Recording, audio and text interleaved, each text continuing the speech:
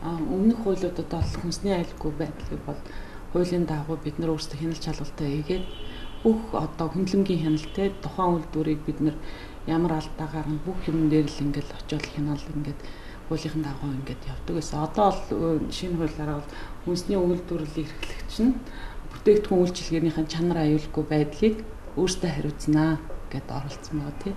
Энэ хуулийн дагуу тухайн хүнсний үйлдвэр нь засгийн газраас батлагдсан дотоод хяналтыг хэрэгжүүлэхтэй холбогдлолтой үйл ажиллагаагаа өөрсдөө дотоод хяналтын ажилтнгаа гаргаад тэрнийхэн дагуу дүрм журмаа боловсруулад ажиллаад эхлээд одоо 12 оноос эхлээд ажилласан тий дотоод хяналтын журмаа батлагдаад бүхэл аж ахуйнууд хийлгэсэн.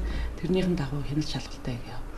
За бэлэн бүтээгдэхүүнд болохоор зэрэг 60-аад нэр төрлийн бүтээгдэхүүн байгаа 50-аас 60-аад нэр төрлийн бүтээгдэхүүн түүхийд материал гэхээр зэрэг 25-6 нэр төрлийн түүхийд материал байгаа. Тэгээ бэлэн бүтээгдэхүүн бол өглөөнөөс ахуулаад орой гарсан бэлэн бүтээгдэхүүндээ чиглэг, чихэрлэг, тослог гэдэг 4-5 төрлийн үзүүлэлтээр шинжилгээ хийдэг. Бэлэн бүтээгдэхүүнд бол түүхийд болохоор зэрэг гаднаас ирж байгаа тохиолдолд тэгээ бас 5-аас 8 үзүүлэлтээр шинжилгээ хийдэг. Бид нар химийн лаборатори болохоор зэрэг нөгөө чиглэгийн сэргэжилтэй хүчтэйгтэй үзчихдэг. Тэгээ дотор нь байгаа ийм тийм янз бүрийн тийм одоо бактериологийн тийм микробиологийн шинжилгээг бол тусад нь микробиологийн лабораторид үздэг. Манайд бол одоо яг энэ нэрвэхээ ингээд гарчлаа энэ нэрвэхээтэй талтай бол хэрэглэгчээс авахын мэдээлэл ирээгүй зөвхөн хэвлэл мэдээлэлээр л яригдаад байгаа.